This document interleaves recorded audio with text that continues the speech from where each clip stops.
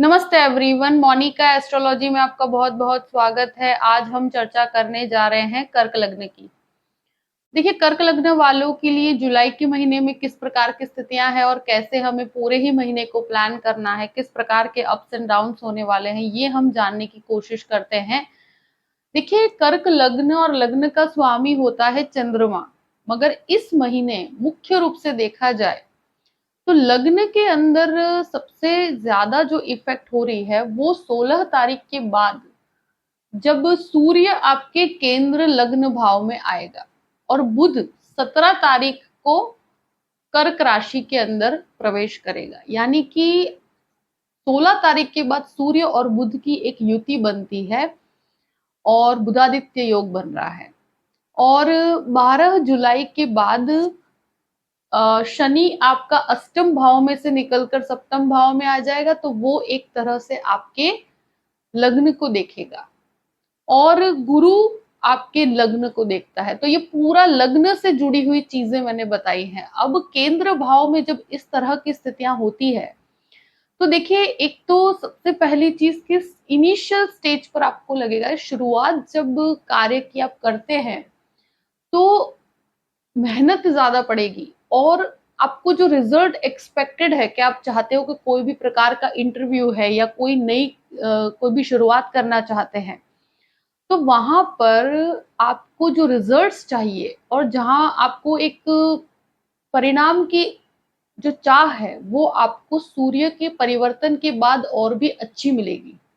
तब तक आपके कार्य में आपको एक धीमापन महसूस होगा और कॉन्फिडेंस जो होता है, मैनेजमेंट, प्लानिंग, ये सब कुछ आपका 16 तारीख के बाद आपको और भी अच्छे रिजल्ट्स प्राप्त करवाएगा।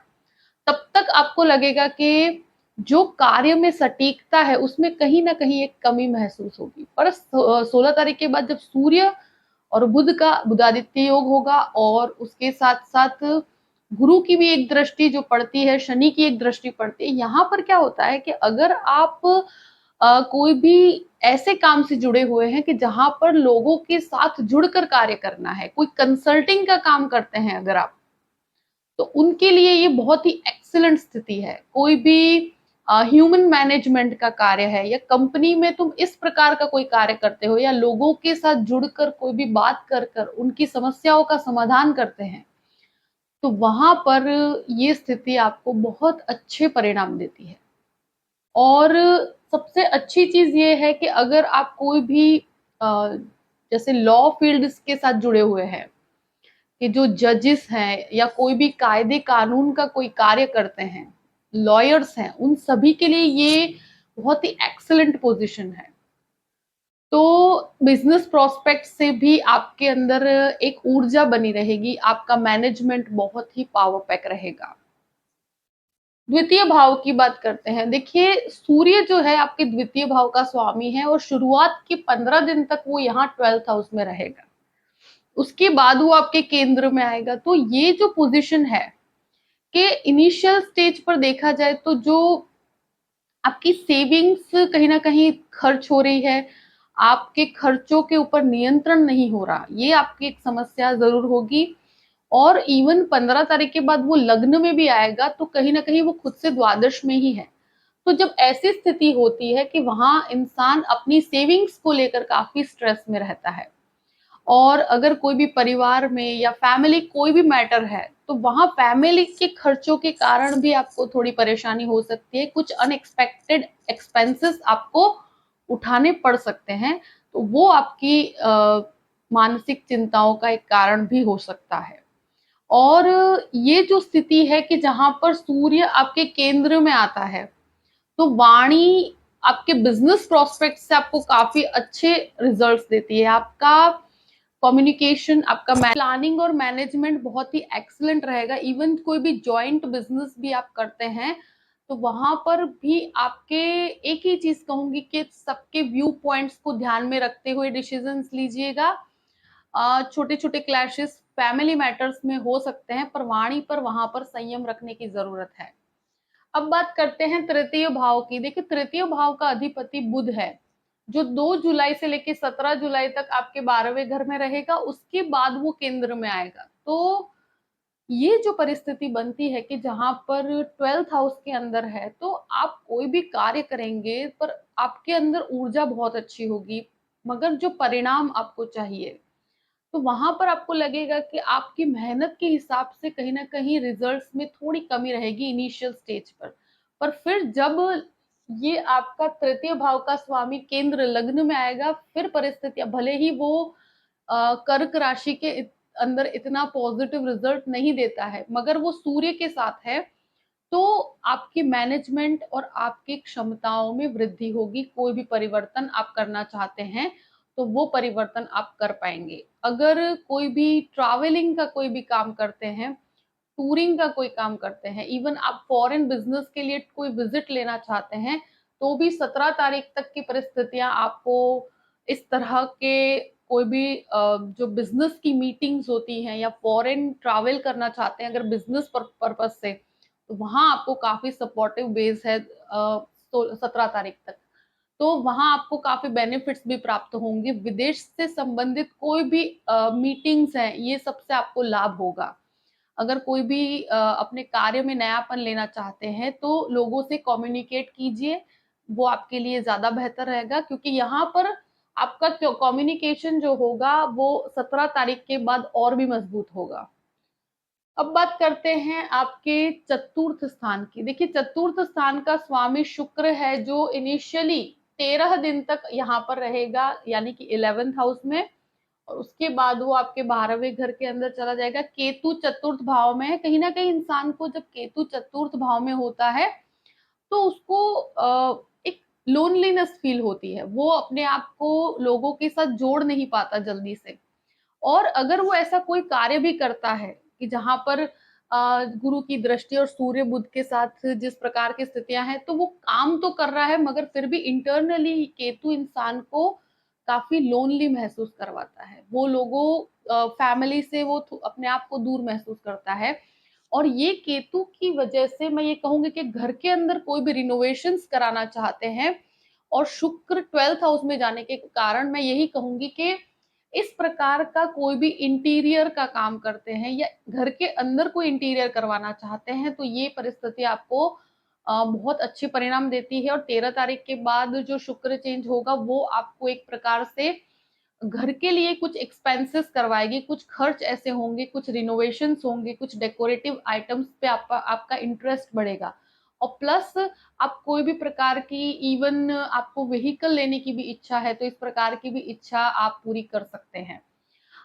मैं एक ही चीज़ कहूँगी कि देखिए आप जब चतुर्थ भाव का स्वामी 12th हाउस में है, तो कुछ एक्सपेंसेस को लेकर मन में एक चिंता बनी रहेगी और ये मानसिक चिंता का भी घर है चतुर्थ भाव, तो वहाँ पर आपको थोड़ी अशांति महसूस होगी क्योंकि मंगल की एक दृष्टि चतुर्थ भाव पर है और माता के साथ छोटी-छोटी चीज़ों में क्लैशेस हो सकते हैं। क्योंकि कहीं न कहीं ऐसी स्थिति के अंदर मैंने देखा है कि व्यक्ति का अपनी माता के साथ बहुत अग्रेसिव संबंध बनता है और वो काफ़ी छोटी-छोटी चीज़ों में वो एक-दूसरे के साथ विरोध होता है। तो ऐसी परिस्थिति में थोड़ी शांति बना के रखिएगा और मानसिक सुख में थोड़ी कमी लग रही है, तो परिस्थितियों को बैलेंस करने की कोशिश कीजिए। पंचम भाव की बात करते हैं, पंचम भाव का अधिपति खुद आपके 10th हाउस में है मंगल राहु। देखिए मंगल राहु का अंगारक योग है, 10th हाउस में है। आप एक चीज़ ज़रूर कहूँगी कि जो भी शेयर मार्केट के अंदर है, बहुत सोच समझ के इन्वेस्टमेंट कीजिएगा। ये महीना बिल्कुल भी रिस्क लेने जैसा नहीं है और यहाँ पर नुकसान होने की संभावनाएँ बहुत ज़्यादा है। दूसरी चीज़ कोई भी लव मैटर है कि जहाँ पर आप इन्वॉल्व्ड हैं लव रिलेशनशिप के अंदर, तो यहाँ पर आपके साथ धोखा होने की संभावनाएँ बहुत ज़्यादा है। तो कोई भी संबंध को मैरिज में कन्वर्ट करने से पहले 2 बार सोचकर फिर आगे बढ़िएगा, क्योंकि यहाँ पर जब मंगल राहु इस प्रकार की स्थिति में होता है, तो इंसान अ, इस प्रकार के चीज़ों में इन्वॉल्व तो होता है, मगर वो मटीरियलाइज़ मैरिज में नहीं हो पाता है और वहाँ उसको धोखा मिलता है। तो थोड़ा लव रिलेशनशिप को सोच समझ के आगे बढ़ाइए। दूसरी एक चीज़ ज़रूर कहूँगी कि बच्चों के साथ जो संबंध है, वहाँ पर काफ़ी कन्फ्यूजन्स भी रहेंगे और डिस्टर्बेंसेस भी मुझे दिख रहे हैं, तो हो सके तो वहाँ पर भी शांति बना के रखिएगा। हाँ, अगर स्टूडेंट्स की बात कही जाए, तो अगर आप कोई भी प्रकार की ऐसी जैसे पुलिस है या आर्मी है, इन चीज़ों में आप कोई भी ऐसी एग्ज़ाम्स दे रहे हैं, तो ये महीना आपको काफ़ी अच्छी सफलता देता है। मेडिकल के स्टूडेंट्स के लिए बहुत अच्छी स्थिति है। मेडिसिन के कितने ही कोर्सेज़ होते हैं, जहाँ पर रिसर्चेज़ होते हैं और जहाँ पर आप रिसर्च करके मेडिसिन के काफ़ी स्टूडेंट्स को नॉलेज मिलता है। तो उस तरह के जो भी काम से जुड़े हुए जो भी विद्यार्थी हैं, तो उनके लिए ये महीना बहुत अच्छी परिस्थितियाँ लेकर आता है। बस अपने स्टडीज़ में कोई भी प्रकार का भटकाव नहीं आना चाहिए। अभी स्टडीज़ में अवॉइड करने से आपको नुकसान हो सकता है। बाकी यही कि संतान सुख की बात की जाए, देखिए गुरु की दृष्टि पूर्ण रूप से बनी हुई है पंचम भाव पर, मगर फिर भी मैं कहूँगी कि अभी जो भी संतान प्राप्ति की इच्छा रखते हैं, अपनी ट्रैवलिंग को अवॉइड कीजिए और स्वास्थ्य का ध्यान रखिए। अब बात करते हैं सिक्स्थ हाउस की। देखिए सिक्स्थ हाउस का अधिपति गुरु बनकर खुद यहाँ पर आपके नवम भाव में स्वगृही पोजीशन में है। तो देखिए कोई भी प्रकार के शत्रु आप पर हावी नहीं हो पाएंगे, परिस्थितियां ऐसी कोई भी प्रॉब्लम नहीं होगी।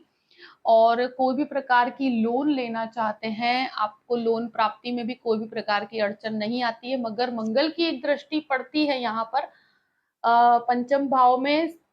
तो सिक्स्थ हाउस से कनेक्टेड बात जरूर कर रहे हैं, मगर जो भी शेयर मार्केट एक्टिविटी है उसके लिए कोई भी प्रकार का लोन मत लीजिएगा और सोच समझ के आगे बढ़िए। बाकी लोन प्राप्ति में कोई भी प्रकार की अड़चन मुझे नहीं दिख रही है। और शुक्र की एक दृष्टि जो 13 तारीख के बाद आपके सिक्स्थ हाउस पर पड़ती है, तो देखिए वैसे हेल्थ इशू को लेकर कोई बड़ी प्रॉब्लम नहीं है, फिर भी बोन से कनेक्टेड कुछ भी प्रॉब्लम है तो उसको लाइटली नहीं लेना है, उसको आप प्रॉपर ट्रीटमेंट लेना आपके लिए बहुत ज़रूरी है। और यहाँ पर मैं एक ही चीज़ कहूँगी कि कोई भी एक्टिविटी करते हैं, अपने आप पर आत्मविश्वास जो केंद्रित करना चाहते हैं, वो आपको सूर्य के परिवर्तन के बाद ही महसूस होगा, तब तक थोड़ी स्ट्रेस और एंग्जायटी महसूस होगी। सप्तम भाव की बात करते हैं। देखिए सप्तम भाव का जो अधिपति है वो शनि है और वो आपके 12 दिन तक वो आपके अष्टम भाव में वक्रावस्था में रहेगा और फिर वो आपके सप्तम भाव में भी वक्रावस्था में रहेगा और सूर्य भी उसको देखेगा। तो ये परिस्थिति में पत्नी के साथ जो संबंध है, तो वहां पर बातचीत होकर चीजों को सॉल्व किया जा सकता है, मगर ये परिस्थिति ऐसी है कि इन लॉज के साथ भी आपके रिलेशंस को खराब करता है। तो बिजनेस पॉइंट ऑफ व्यू से कहा जाए तो देखिए कंस्ट्रक्शन और ऑयल बिजनेस वालों के लिए बहुत अच्छा है।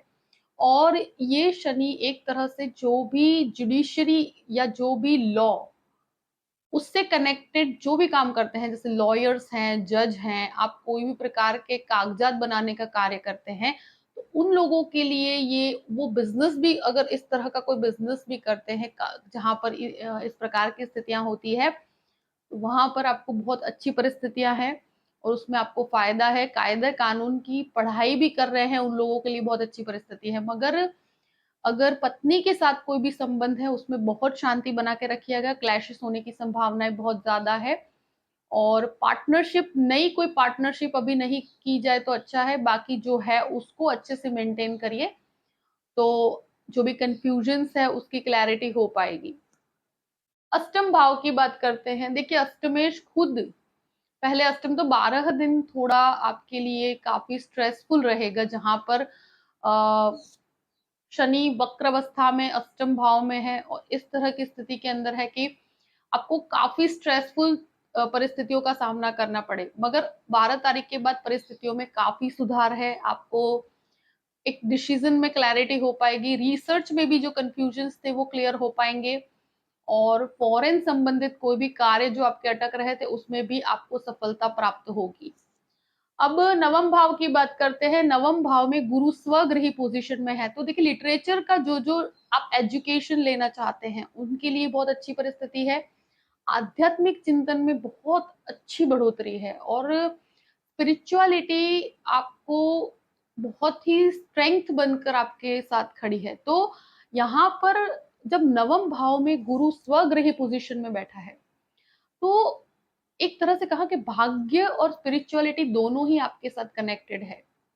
तो यहाँ पर आप अगर कोई भी प्रकार का टीचिंग का कोर्स करते हैं या आप उसमें कोई मास्टर्स करना चाहते हैं, तो भी ये गुरु आपको बहुत अच्छी परिस्थितियों में लेकर जा रहा है। कहीं पर भी आप मास्टर्स की डिग्री प्राप्त करना चाहते हैं, इवन आईटी सेक्टर के अंदर भी हैं, तो भी ये परिस्थिति आपको काफ़ी सफलता प्राप्त करवाती है।